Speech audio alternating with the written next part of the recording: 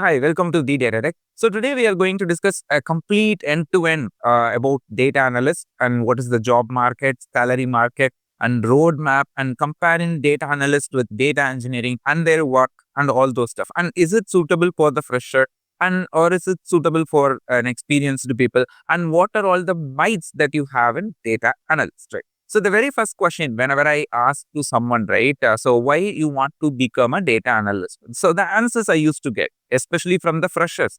So when I say freshers, not only the recent college graduates or not only the students, it's also experienced people who is in a different domain and want to switch into data analyst are also considered to be an fresher, right? Fine. And even an experienced data analyst can still watch this video if you are willing to upskill, and I have some information for you as well. So you can just stay with us. And this video is going to be a lengthier one. And I just give you the guarantee that you will never get bored till the video get complete. So please do watch it completely. Fine. So the question whenever I ask, right, why you want to become a data analyst? So the answers I used to get from the people, right, especially from freshers, they used to say, Gautam, data analyst is something like suitable for fresher. And the multiple answers I will tell you. And some people used to say data analysts just have SQL only. Data analysts just have Python only. And some people used to say data analyst is all about visualization tool. So I learned Power BI, Tableau or ClickView or Looker. Yeah, any one of these visualization tool. Okay, so then I can become a data analyst.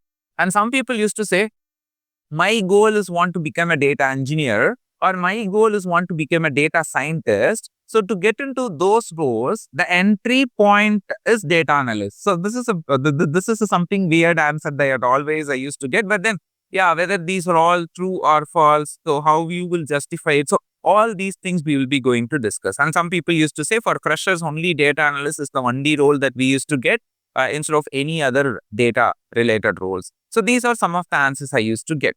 Fine. So, and some people used to say, I hate coding, so I go for data analyst. Yeah. So I just prepared. So we can start with the roadmap. Okay. So this video is not just going to be a roadmap video. It's more than that. So let me just start with the road. So to become a data analyst, what I have to learn. So what are all the things that I have to cover? Okay. So you can able to see the guide here. I just prepared a guide, and that guide link is there in the description box of this video. Okay. So first, let's start with the roadmap. So in the roadmap, what you see here, right? So this is something I've just curated very carefully and properly. So just I can give you a quality of information.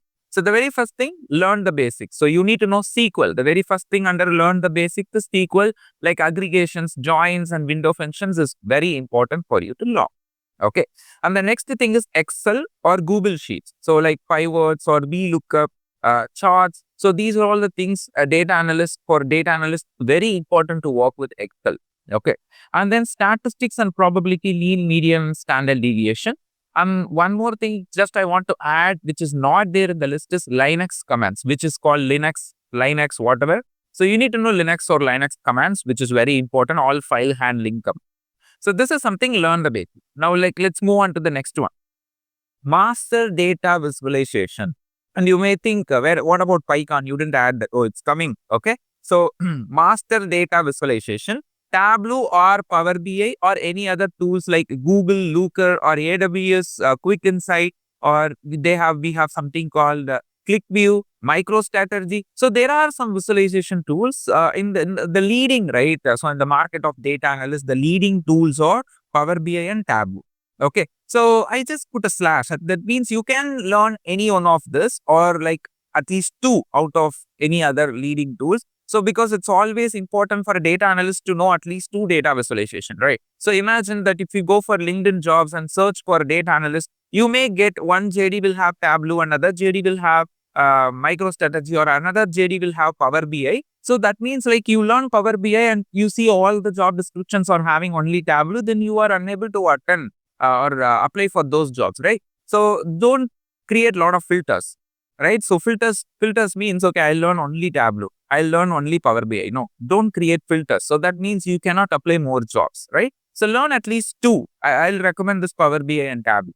Okay, and then Matplotlib and Seaborn for Python users. Okay, so what do you mean by Python users? So all data analysts are Python users. Okay, don't think that, okay, even inside data analyst, there are something called Python users, and non-Python data analyst is also there. No, there is no such thing. Such thing and all is gone. Now all the data analysts should know SQL and Python very well. So if you in Python, okay, imagine in your company or in your project, they are saying we don't want to have any kind of visualization tools. Let's do all the visualization in Python only, right? So then you need to know some of the important libraries in Python which supports this data visualization, which is Matplotlib and Seaborn. And then next, data cleaning and analysis. So as a data analyst, this is the main and core data analyst that you will be doing. See, in data engineering world, they also perform a lot of data analysts, but that is an ETL, extract, transform, load, and they do the real data processing for the business. Okay.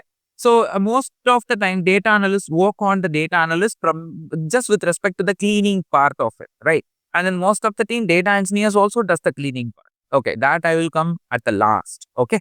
So I'll discuss like what are all the overlapping between data engineering and data analysis. I'll come to that part at the last. Okay. Data cleaning, data analysis. Okay. So you can use Python, Pandas, NumPy, or even you can use R for doing this data cleaning.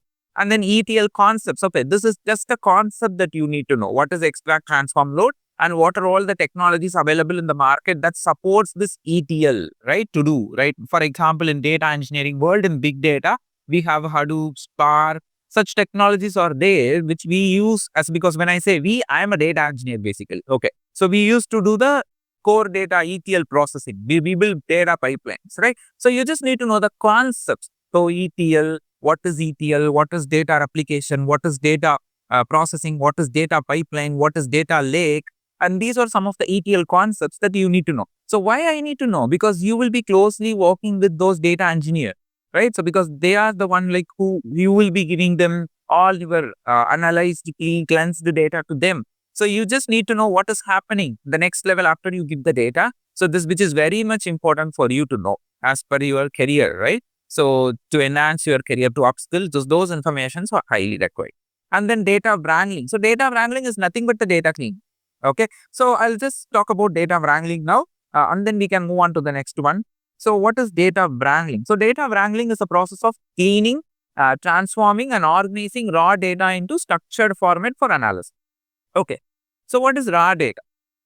So a data that something comes from your front end, or the data something comes from a DB, you are reading it and it's coming just like that. You are not doing any processing or any analysis, just like that you are getting it, or you're just getting the CSV file access or a JSON file access, right? So that is what a raw data is. Now imagine there is a sign up page in Amazon website and people are ready to sign up in Amazon. And there is a column, right? The first name and last name. Imagine my first name is Gautam and the last name is Subramani. So what I'm going to do, I'll just put my Gautam, the first name as an uppercase, and Subramani, the last name in completely lowercase, right? So this is something the UI will accept, right? But the thing is, when as a data analyst, when I want to project the name Gautam Subramani, the first name in uppercase, second name and last name in lowercase in the visualization for my client or the end user, right? So it is not like in a format, right? At least like both names should be in uppercase, or both should be in lowercase, or both should be in camel case, right? Instead, the first name is upper, the last name is lowercase. So this is something not a proper way to do. So what I will be doing, so before I project it in the visualization layer, so I will convert that to a lowercase or both the names as uppercase or in a camel case, something like that. What do you mean by camel case? Or there are some cases. Imagine, okay, let me just go with first letter of the name as caps and the rest all small. Okay, so Gautam G caps and Subramani S caps, and the rest all letters will be in small. So something like that I have to do, right? So this is some one example I'm just telling to you. Okay, so what are all the cleaning possible cleanings are there? So let me just tell you. Handling missing data, right? So there is some data is missing, and you may see empty or Z or null, something like that. So I cannot project an empty box or a null value in the visualization layer. So instead, I have to substitute that missing value with 0 or NA, not applicable or something like that, right? And removing duplicates. Okay, you got some duplicates and you have to remove it. And fixing data types. Now imagine that you are getting all the values from the source as string. Okay, just string. Like just imagine two numbers are coming, but they are actually strings, because all the columns that comes from the source is all converted to string. Just imagine they are all like string. Okay. Now you are getting two string column, but actually the value inside the two string column is number. Okay. So now I'm having 1 and 2. I'm just getting two numbers, 1 and 2, but they are string. Now you have to do a summation for this and you use a plus operator, right? So when I just do 1 plus 2 and this 1 and 2 are string, when I just do a plus operator for string, two string object, then it is called concatenation. So when 1 plus 2 for a string, it will show you as 12. So 1 plus 2 is 12. It's not going to show you 3, right? So I have to convert those string to integers because I have to do a mathematical calculation, right? So then after converting that to a integer, then if I do 1 plus the same plus operator if you use, it will be 3, right? So these kind of data type fix you have to do standardizing the data. Imagine you are getting some data, right? And these data is also again a string. So you have to convert it to a proper format. You have to standardize it, filtering and cleaning, merging and reshaping. So these are some of the examples for cleansing. We call it as cleansing or cleaning the data. So is it something limited to this? No, there are so many cleaning operations that we do. Ad hoc, daily some issues will come and we will be fixing by writing a lot of code. And this cleaning code, you can do it in Python, Java, or you can even use SQL, or you can even use some frameworks like Spark or Hadoop, right? So just for the cleaning perspective. Okay, fine. So now let's move on to the next roadmap. Business and domain knowledge. Okay, so this is again very important for a data analyst especially. So first of all, if you see in business and domain knowledge, we have 2 points. The first one is understanding business metrics called KPI, ROI and revenue. And the second point is industry specific knowledge. Okay, let's talk about the second point first. Industry specific knowledge. Imagine if you are a data analyst and I am also a data analyst, right? So the common thing between us is the skill. But what is not common between us is the company, right? The business which you are working and I am working. Imagine if you work for a company which has a business pharmaceutical, right? Then you are working for pharma business. And if I work for a company which I am working for a banking company, then my business is all related to finance and banking, right? So here the business is completely different. See, if you are working as a data analyst in Amazon, then your business is retail, right? The Amazon is doing retail, right? And if you are working for something, a mobile telecom company, right? Then the business is telecom. You work for the famous network company, like in India, we have Airtel, right? We have Jio. So if you work for their IT, right? And as a data analyst, then your domain, the business domain is telecom or Flipkart or Myntra, or like if you work for Ajio, then it's all e-commerce, right? So here the business is different. So learning business is also important, right? So you applying the skill for the problems which has been faced or the development which has been created because of the business that you are working for. As a software engineer or a data engineer, it's not that mandatory that we should know a business, right? But it's knowing is always an add-on for every employee who work in the company. It's not about only data analysts should know. It's not like. But for a data analyst, it's something mandatory to know how the business works, right? So because if you are like, when you move from one company to another company, you are getting a job, but the business is getting changed, then the very first thing that you have to do is you should learn the business also if you go for the new job. This is something a data analyst will do. Okay, there is something called a business analyst. The business analysts are highly a mandatory thing that they have to know the business even before coming to the company, and the business analyst, one difference between the business analyst, data analyst is they are not going to deal any of these technical stuff which I explained in the roadmap.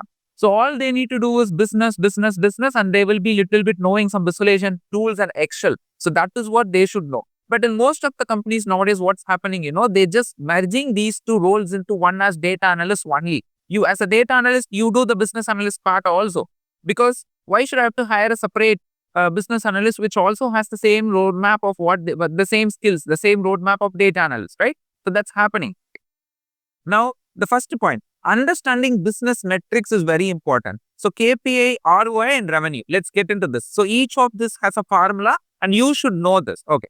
So let me just start with KPI, key performance indicator. So key performance indicator is a metrics that help business track progress towards the goal. Imagine KPI is there for an employee also in a company. So I have a KPI. So my manager tracks my progress, my goals, whether I'm achieving the goals or not. So these is my KPI, right? So similarly, imagine I'll just give you an example. So web traffic. Okay, web traffic is one example. Like you will be understanding the number of visitors and the number of unique visitors and the return of visitors. So these informations, the insights that you are getting it, right? This is again a KPI. And then conversion rate. Imagine a particular website has a lot of visitors, but how many of them actually placing the purchase, right? So when the visitor comes for the first time, he is considered to be a visitor. But when he is turning as a customer, right, when he do a purchase, so this is a conversion rate, okay, from a visitor to customer, okay. And then customer retention rate. So how many new customers are coming to us and how many are doing the purchase and how many of them leaving us? That is a retention rate. How many of you, like, how many of the customer are leaving us? And you should know why, right? So these are some of the things that comes under KPI, not just this. This is just an example. And then return of investment. Measure how much profit a business makes from an investment. Now imagine that you are investing some money, okay? So now just imagine that I'm just investing some money like around some 10,000 rupees or $10,000 for advertisement, right? So you're just investing some money for advertisement. How much you are getting in return? So imagine I'm just invested $10,000 on ad and earns 15,000 in return, right? So that means there is a percentage. The formula comes into picture here. So return of investment formula. Profit or gain minus investment cost divided by investment cost into 100, multiple of 100. So this is the formula. That means now you spend $10,000 on ad and in return you are getting 15,000 in return. Now what is the ROI? Now let's substitute that in the formula. 15,000 minus 10,000 divided by 10,000 into 100 is 50% of return that you are getting. So this is an ROI, right? So this is how it has to be get calculated. And then revenue. What is revenue? Revenue is very simple. You have a product and you are selling it and you are making money is a revenue. Now just imagine the total income a business earns from selling a product. So that's what revenue is. Now revenue is the formula units sold into price per unit. Now imagine that if a company sells 1,000 laptops at $500 each, right? Then the revenue is $500,000. That's it. So simple. So this is a formula, right? So this is all called the metrics that understanding the business metrics. So these three metrics are very important. Okay. Next. So that's all. Your end of the roadmap. So what is the next thing that you have to do is you have to plan for some certifications. So when it comes to certifications, right? So generally people used to add their certifications in their resumes. But the thing is, do not add certifications in the resumes when your certification is provided by some of the training institute or you are just done some course in a self-placed website. Some famous influencer is selling a course and you just bought it as a self-placed course. And they are providing a certification and do not add that in the resume. And then not even the Udemy courses, nothing. Okay. If you are a fresher, then you can add. But if you are already an experience in a different domain and you are just jumping into this data analyst as an experience, but when it comes to data analyst, you are fresher. That's the second category of people I told you, right? You should not add any certification until and unless these certifications are provided by Google or Amazon or Microsoft, then you can add. But do not add any of the training institutes or self-based course website certifications or even Udemy or Coursera. But freshers can do. And then the last part is you can build some projects to make use of ChatGPT, get some idea of data analyst projects and then just add that as part of your resume and just mention all the skills. So, okay, fine. Now, let's move on to the next important point which I wanted to discuss. As a data analyst, do I need to know data engineering tech stack like Hadoop or Spark? Okay, so this is something that people always used to ask. So the first thing, as I can tell you, for data analysts, typically no. When I say typically no, this is for the people who just started the career in data analyst or you have some experience between 0 to 2. For those people, this is not required. You don't want to get into data engineering to see what Hadoop and Spark is all about. But just imagine that you are an experienced people or you just wanted to upskill, right? So in that case, when you are a senior data analyst, then you should know a little bit about Hadoop, Spark and how things work and how the people just start with the practicals. So these things are very much important for an experienced data analyst people. Okay, even you have experience in a different domain and you are coming into data analyst and you also being considered as a senior developer when it comes to data analyst role. Okay, so even you have to concentrate on this. And already people who watching this video, you are a data analyst but not senior people, then you should be ready to cope with these tech stack as well. All right. So now the thing is like, okay, imagine 0 to 2-year experience people watching this video. Okay, Gautam said, okay, for us, no need of getting into this data engineering components for now. Okay, I can sit peace for some time, but don't do that, guys. So this is the time that you have a lot of time to learn, right? Once you get older and senior to senior, you will get a lot of responsibilities in the work as well as in the family. You will get married, you will get a kid, and there will be no time to learn. So whenever you get a time, just try to keep on upskilling yourself. The very first goal is to get into data analysis. Okay, you get into it. Then the second goal immediately should get started. What I have to do and upskill myself in the next 5 years, how the things will be, or next 3 years, how the things will be. Always keep ready with upskilling yourself so that easily you can make a jump. Right, fine. So the next thing is cloud. Okay, do I need to know cloud? See, cloud is something always I used to say it's just a side technology. It's not a main one. So okay, before I move on to this cloud, two reference video I wanted to tell. The one is roadmap of data engineering. Okay, roadmap of data engineering. So that video is there in the description box. Have a look.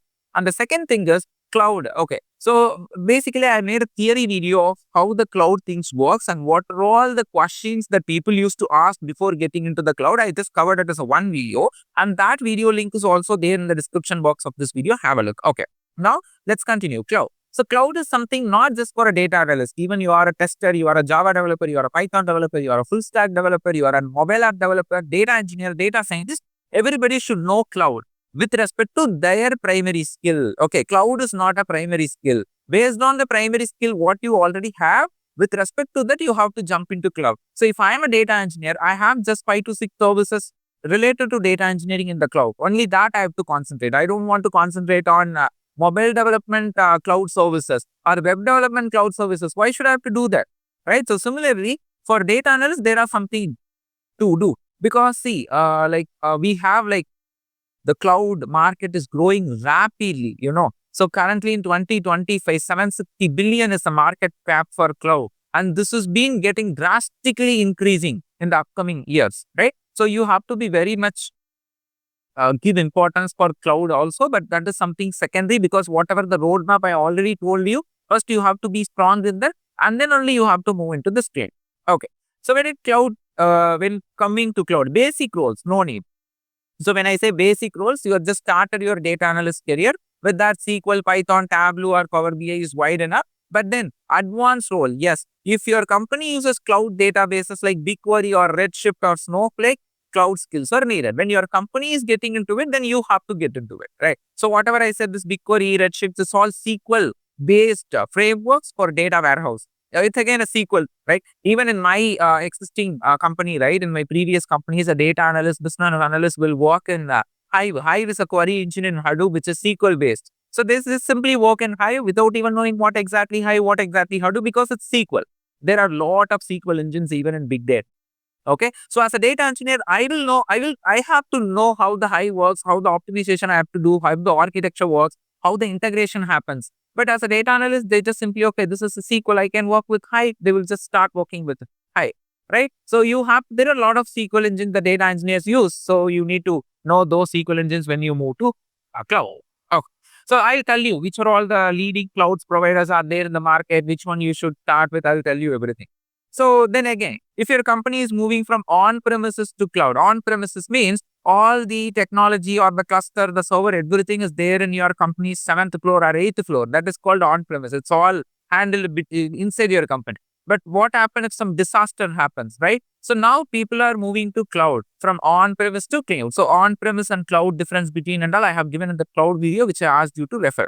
So on-premise to cloud. So when it is moving to cloud, then obviously the data analyst or data engineers or data scientists should know cloud things with respect to their primary skill set. If you are aiming for a higher salary, career growth, so it is required to know cloud.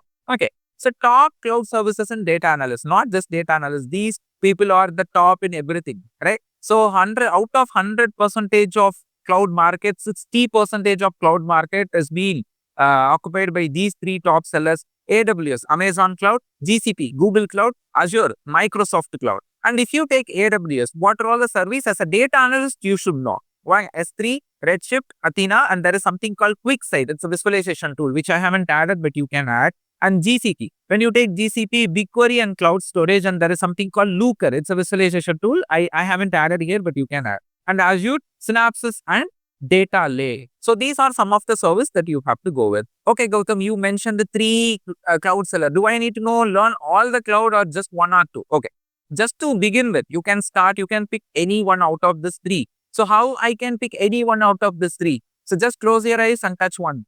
Right, that's how it works. Right? Because people used to ask me, Gautam, which cloud I should learn.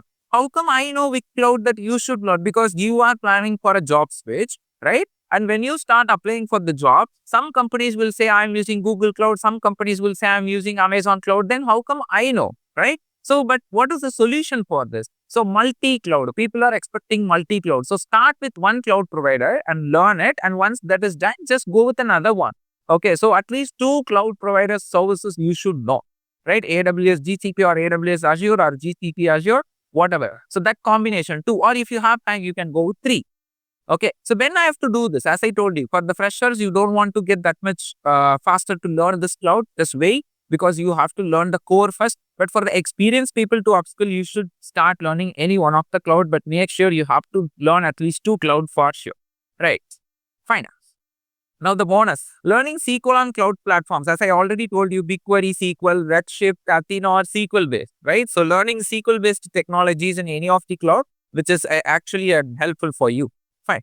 So now let's come to the important point, that difference between data engineering and data analyst as with respect to the roles of some of the focus points, right? So I'll tell you this statement, data engineers are 70% of data analysts. Okay, so every data engineers are 70% of data analysts. And that means all these roadmap, whatever I told you, except this visualization and the Excel, except these two, rest all is there as part of data engineering roadmap also, right? And that is the reason why I'm telling you this. All data engineers are 70%, they are data analysts. And all data scientists is also 70% data analyst. Okay, so Gautam, okay, you are a data engineer, so you are just marketing data engineering. No, it's not like that, guys. If you have seen many of my old videos, I always used to talk things in very open, right? I'm not going to give a false information or fake promise or fake target audience, nothing like that, right? I don't even have a paid course to just manipulate you, right? Like other influence. Okay, right? So the thing is, if you just see the roadmap of data engineer, data analyst and data science, right? Make use of ChatGPT, you will come to know 70% of data engineer, data analyst roadmaps will have your roadmap similar to that. And that proves, okay, they are already a data analyst, right? So this is why I'm just telling you every data engineers are 70% of data analysts. Okay, let's just move on. The comparison with the roadmap for which I have given for a data analyst compare with data engineering. Okay, here, first thing, SQL aggregation, SQL, okay, SQL for data engineers, the second column belongs to data engineer, yes. And the second, Excel, Google Sheet, no. But every developer in a company, in a corporate world, anyway, they will know Excel, but then think it's not mandatory for them. Statistics probability for data engineers, no. Python, pandas, numpy. I just mentioned in bracket pandas and numpy only. Okay, partially I have given. So that means data engineers know Python very well. Even data engineers know pandas and numpy and everything. But the thing is, with respect to NumPy and Pandas, data engineers using that concept of Python partially because we have the data frames kind of stuff in Spark. Okay. So in Python, we use very less. But that means it's not like, okay, data engineers will never know Python. No, it's not like we know Python. We write code. So 50% of life goes with coding. 50% of our life goes with SQL. Okay. ETL concepts. Yes, data engineers will know. Data cleaning. Yes, we do data cleaning. We still do data cleaning. Okay. So business domain and knowledge, not required as a data engineer, but knowing every corporate employee, knowing the business will give you a lot of advantage in problem solving and fixing. Right. And then dashboarding. No, we don't want to know. But many data engineers are having the knowledge and the skill of dashboarding like Tableau, Power BI also, BigQuery, Redshift, Snowflake, the cloud databases. Yes, we know that very well. Right. So this is as part of your roadmap and for me as well. And if you see here only like 4 no in your roadmap is there, but the rest all is there for data engineer as well. Right. And the next, I'll give you one more comparison. Just wait. So aspects. Okay. Focus. What is focus for data engineer and data analyst? Focus. Building and maintaining data pipelines. For data analyst, analyzing data, generate insights only. All right. When I say only, it's not like I'm just underestimating the power of data analyst. I'm just giving the comparison. Okay. I'm not underestimating any of the roles. Okay. Fine. Main task. ETL, extract, transform, load, data warehousing, big data processing is what a data engineer do. And then data analyst, data cleaning and visualization report. right? And programming SQL, Python, Spark, Scala, and for data analyst SQL, Python, and Python, NumPy, and Pandas only. And then Excel. Okay, Excel, in Excel again you write VLOOKUP and all. So just people used to say, okay, you said Excel, but Excel is not a programming, it's a software. It's not for debate, guys. I've just added Excel because you write VLOOKUP over it, right? So cloud and big data for data engineer, AWS, GCP, Azure, and then Hadoop, Spark.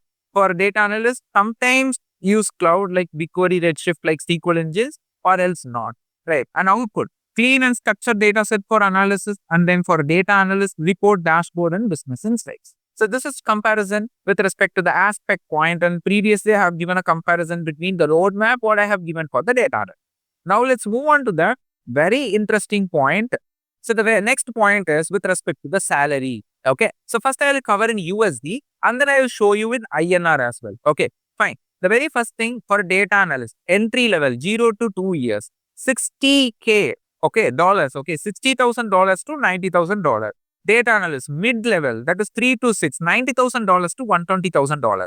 And for senior 7 plus data analyst, $120,000 to $150,000. Same for data engineer, entry level 0 to 2 in USD, the entry level starts with $80,000 to $120,000. And for mid level, it is $120,000 to $160,000 for data engineers. And for senior, it is $150,000 to $200,000. And if you see, right, entry level for data analysts, it starts with 60, but then for data engineers, it starts with 80. And for mid level, for data analyst, it starts with 90, but for the data engineer, it starts with 120. And for senior, it starts with 120, but then for data engineer, it starts with 150K. Okay, so this is with respect to USD, right? So now let me cover for INR in Indian market how it is. Okay, so first thing for data analyst. Okay, this is a statistics information which I took from Glassdoor. So Glassdoor is a website where you can find such information like salaries of the market or a specific company or how the company is good or bad. So these kind of information can be get from the Glassdoor website. And this Glassdoor website get these information from the employees who work for the certain companies, right? And if you see here, right, data analyst salaries in India. And then the bottom next to that, if you see 2081 submit answers are there. And last updated is 2025 February. And 0 to 1 year experience, the base pay. Okay, this is base pay which doesn't include any allowance or HRA or bonus, nothing. Just a base pay. Okay, no variable bonus, nothing. Just a base pay. 4 lakh to 7 lakh per year. Okay, in an average 5 lakhs. Okay, for a data analyst for 0 to 1 year experience I'm talking about. And for data engineers, next. Okay, and 2,694 submitted. Okay, answers, salary submitted, last updated March 2025. So 0 to 1 year of experience. 5 lakhs. It starts with 5 lakhs, the base pay to 10 lakhs per year and average is 7 lakhs. So roughly there is a 2 lakhs difference, right? So for data analyst and data engineering. Okay. So salary wise, data engineers get more compared to data analysts.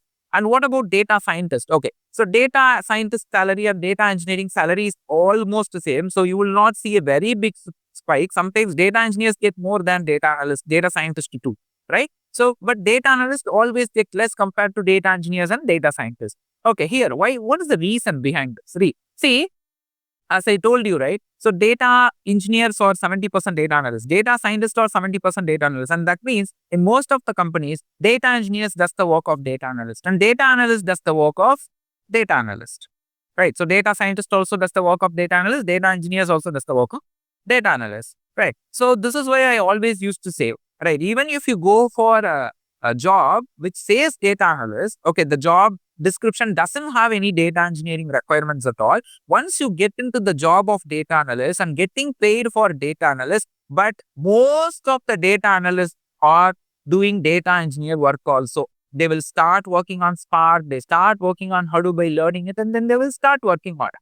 So if a fresher, when I ask you a fresher, right, so why you are getting into data analyst? They will say like all the things what I told you before. This is easy, getting as an entry level. And some people used to say, I want to become a data analyst first. Then only I can become a data engineer and data scientist. That means they think data analyst is an entry point for all the data market. No, it's not like that, guys. You can be a data engineer just like that. You can be a data scientist just like that. It's not like you have to get into data analyst first. That is a myth, actually. So here, when you get into a project as a data analyst, but then you will getting a work in data engineering means that then you can go as a data engineer itself, right? You can prepare for data engineer itself, right? And you can get paid for data engineer itself, right? Okay, Gautam, you are doing a marketing because you are a data engineer. As I told you, I'm just talking the facts, guys. You can connect with many people and you can double check this information. Most of the data analysts are working data engineering stuff, data science stuff, but they are getting paid for data analysis. Okay, Gautam, I just really want to get into data analysis. I love data analysis. Then you can go for it.